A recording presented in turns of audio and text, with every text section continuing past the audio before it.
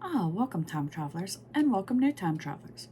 As always, if you're new to this channel and enjoy learning about history, one event at a time, then don't forget to hit that like button, comment, and subscribe. Without further ado, come along as we get into it. Today we're going to start out in 1613 when André Le Notre, one of the greatest French landscape architects, whose masterpiece is the Gardens of Versailles, was born in Paris. In 1804, Samuel Chase became the first and only, and so far only, Supreme Court justice to be impeached. Moving on to 1813, when an American manufacturer, Clement Studebaker, founder of the Studebaker Automobile Company, was born in Pinetown, Pennsylvania.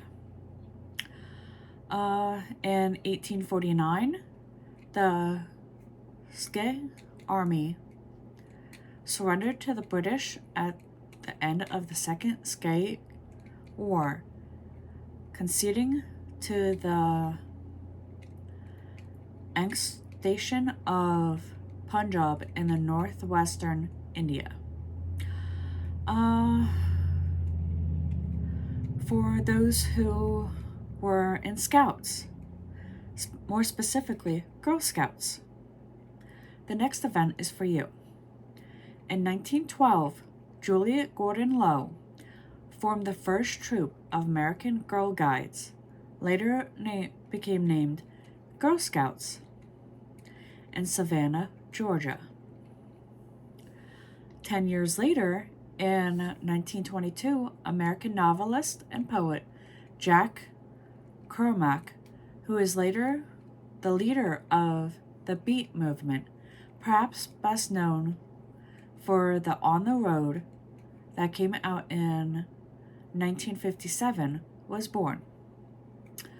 In 1930, Mahatma Gandhi, leader of the Indian nationalist movement, began the Salt March, a non-violent protest against British rule that brought him international attention.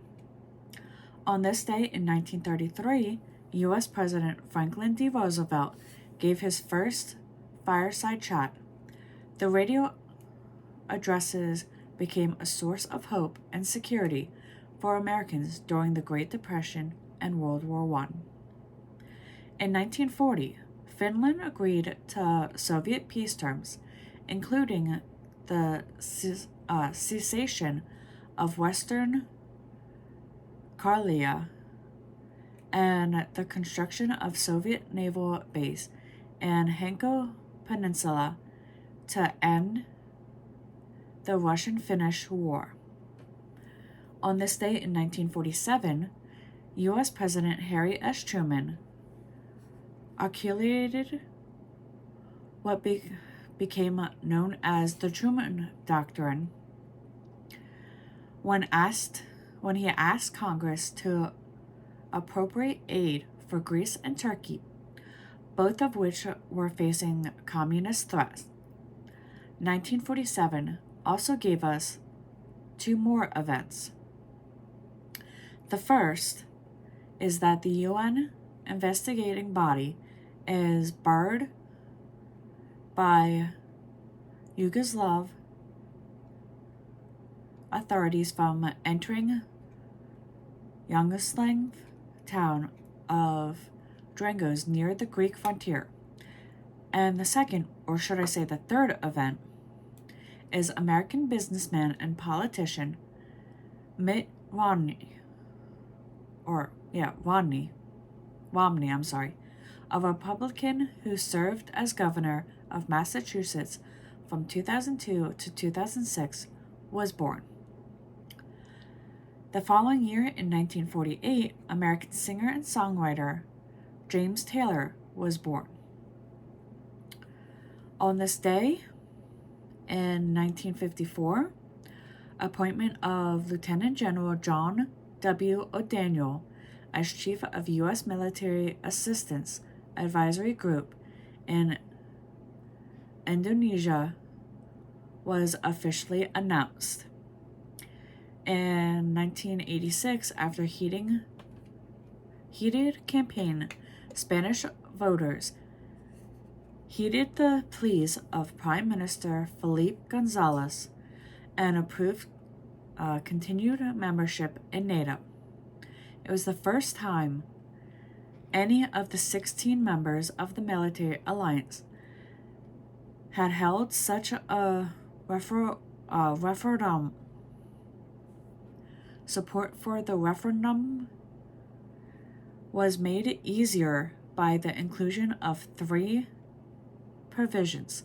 Spanish would continue to ban nuclear weapons from its territory.